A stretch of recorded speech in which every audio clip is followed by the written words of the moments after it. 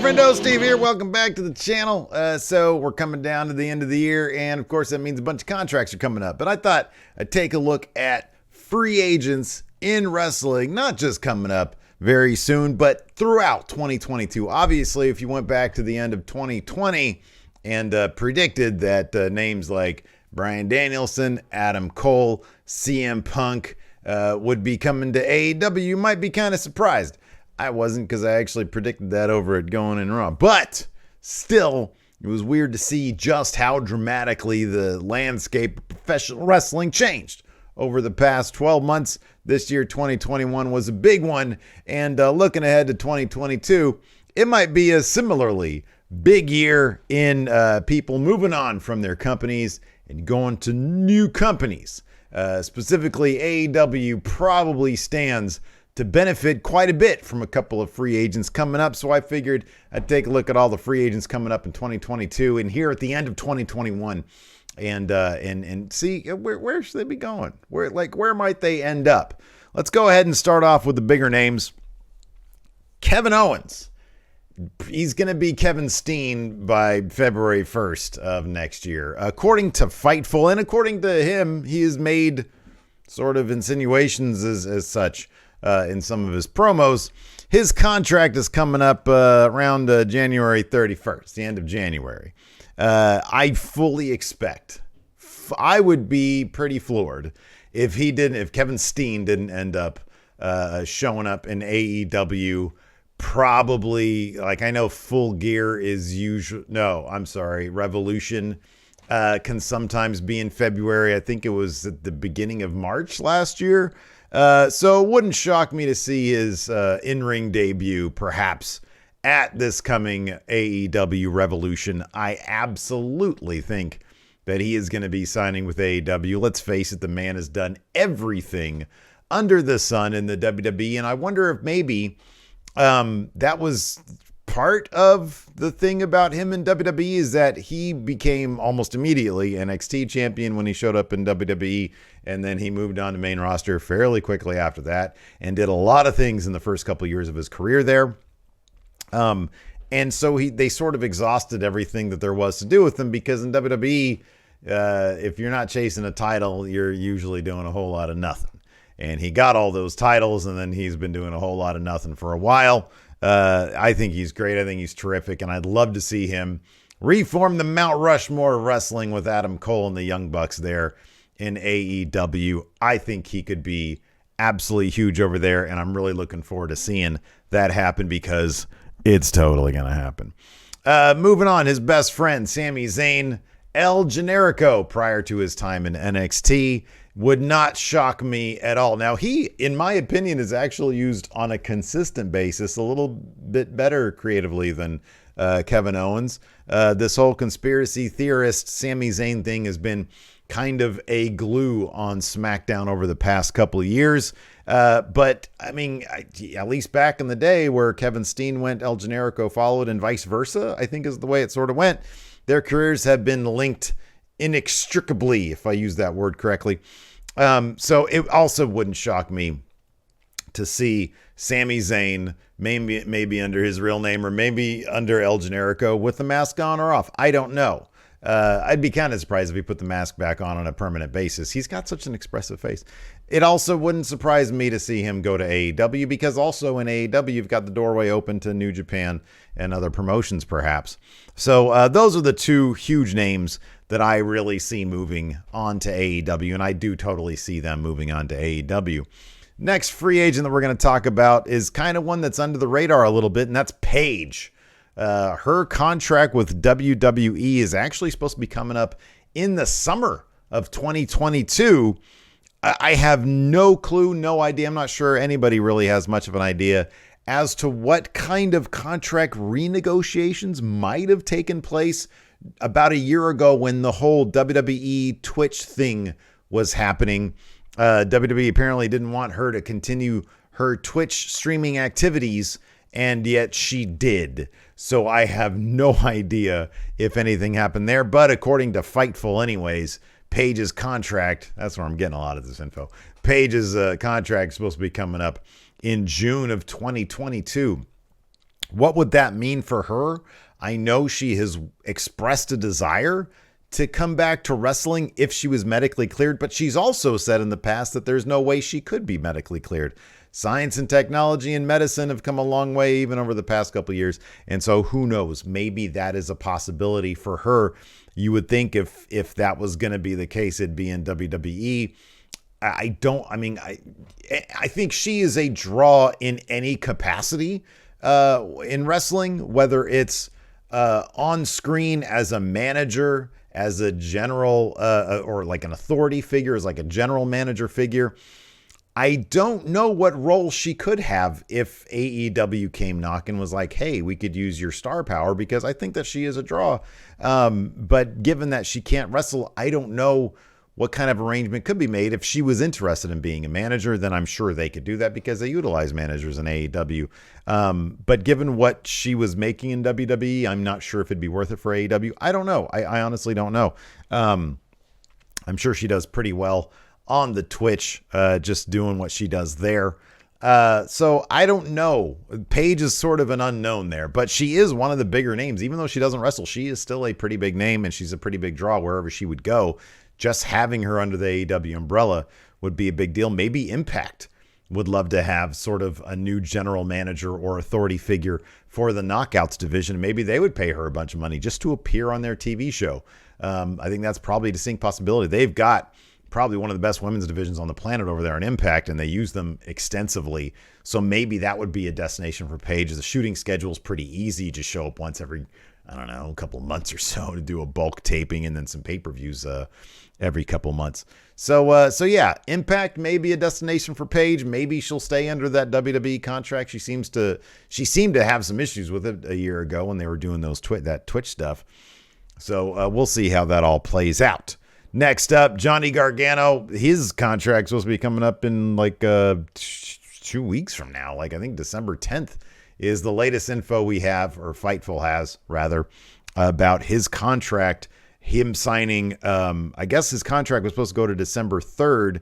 He signed an extension till December 10th to include him in that War Games match. On one hand, maybe he'll be eating the pin there if he re-signs a long-term deal with WWE, which I'll be honest, I'd be kind of shocked if he did. He had a very, very short, unsuccessful stint on main roster. It didn't seem like Vince McMahon was interested in him at the time. And although I think he does stellar, absolutely great work, AEW does seem to be intent on bringing over all those great sort of legacy names from NXT 1.0, Adam Cole, the entire Undisputed Era for that matter. I fully expect Kyle O'Reilly. He's another name that, I was going to talk about, but we can just talk about him now. And I'll just say this. I expect him totally to leave NXT and show up in AEW. Gargano, I could totally see there's any number of dream match scenarios over there in AEW for him. I kind of do feel that AEW, they can use all these names that I'm bringing up. I feel like there's a place for them there in AEW. I kind of feel like you're sort of approaching your limit. There's a couple other names. I feel like Deonna Purrazzo is treated like $1 million in Impact. I don't know if she'd want to move on from that, or if she'd want to go to AEW and really help bolster their women's division. I find it difficult to believe that she would want to go to WWE, given the way they had treated her before. So Deonna Purrazzo, I can see her maybe going to AEW or maybe staying in Impact. I mean, if they're paying her enough, if they pay her a bunch of money and she gets to keep that great schedule and she keep on growing that Knockouts division brand, maybe she'd want to stay in Impact. Another name that I could see going to AEW perhaps would be Brody King. There was a ton of releases from Ring of Honor, and I don't see many of them being picked up by AEW. They did pick up Jay Lethal recently. I know Ring of Honor's Final Battle is coming up, so I imagine a lot of the Ring of Honor wrestlers are probably just sort of waiting that out. And once that's sort of done, they'll move on to other homes. Brody King is currently tag team champion over in PWG with Malachi Black. And so it wouldn't shock me at all for him to show up. And that's the great thing about AEW is that they have a lot of factions over there. So it allows people to be useful and have sort of a minimized use on TV, but still feel like they're part of the story, which I think is what a lot of people like. I think Sean Spears is a great example of that. And so if Malachi Black was to start growing the House of Black, because he calls it that, but like nobody's in it, Brody King would be an obvious first choice for him to join that faction. I mean, right now you've got Malachi teaming up with Andrade and FTR on a fairly regular basis. So AEW, they do a really good job of managing a ton of people in their 5 hours of TV time and additional whatever 2 or 3 hours of YouTube time. They do a really good job managing that roster. The old adage, they can't sign everybody, is totally true. And I do feel like they're starting to reach their limit, but certain people just fit in really well there. Kevin Owens obviously fits in really well because he's got the Adam Cole thing, and Kenny Omega is going to be taking extended time off. So you will have some spots opening up. Kyle O'Reilly, I mentioned him earlier. You fit him in there with Adam Cole and Bobby Fish, and you have the original Undisputed Era. I mean, that naturally has a story already set in place with the Elite there as well, with Adam Cole's old running mates, with the possibility of Kevin Owens, Kevin Steen coming over, and El Generico. They all have history. So everybody would fit in a particular role. And also with them doing more regular sort of specials like Battle of the Belts, AEW will have more sort of pay-per-view type spots available for more people. If they introduce maybe a factions titles or trios titles, then, you know, they'll have even more sort of story ideas that they could play with. So there's a couple of the bigger free agents that'll be coming onto the market in 2022. I'm looking at some of these other names here. And I mean, there are some other names. Joey Janela signed with All Elite through, according to this, May of 2022. I would be shocked if he left. He is a big sort of conduit between the indies and AEW, and he seems to like that role. So I'd be kind of shocked if he, I don't know, went to NXT or something. That'd be weird. FTR is signed through July of 2022. Again, I'd be really shocked if they went back to WWE. So I could imagine them staying in AEW. Lance Archer, looks like he's signed through at least February of 2022. He's a name. He's actually a name that WWE might target and be like, hey, you're an AEW guy. We need to get an AEW guy over to WWE. Let's overpay this guy to say, hey, people are coming over here as well. Another guy that it doesn't say, according to this, I'm not sure when his contract would expire, but Brian Cage is another guy that WWE could target and say, hey, you're clearly not happy in AEW. Do you want to come over here to WWE? And then we can just sort of say that it goes both ways, that people are now leaving AEW to come over here. Lance Archer could make the case that he's not being used to his fullest potential over there in AEW. And if he were to leave for WWE, that would open up some spots over there in AEW to relieve some of that pressure of them signing tons of people. So yeah, I think also one of the other names from Ring of Honor that I could totally see moving over to WWE. I'm sorry, to AEW, but I guess WWE wouldn't shock me either. Is Jonathan Gresham. A lot of dream matches in AEW for him. And I mean, you know, he was sort of the top guy in Ring of Honor that people want to see take on a lot of opponents there in AEW. But again, a guy like that, maybe he'd want to try his hand at WWE. I guess you never know. I'm looking at some of the names here in Impact Wrestling as well. Doc Gallows and Anderson, they're treated really well by Impact, but I always got the feeling that they kind of just have their eye towards AEW, that maybe that's something they'd be more interested in. They'd have to wait until the summer of 2022 to do that. Josh Alexander, early 2022, but Impact Wrestling treats him pretty damn well. I'd be shocked to see him go anywhere else. Ace Austin, also in early 2022. Would it shock me to see him try his hand at NXT 2.0? Maybe not. I don't know. He seems to like Impact Wrestling. He seems to like it there, but maybe this is the year when he finally decides, hey, I don't need to work my day job anymore. I want to go full-time into wrestling, and maybe he'll sign a contract with AEW or a full-time contract with Impact or, something in NXT 2.0. I could see that as being a potential situation for him.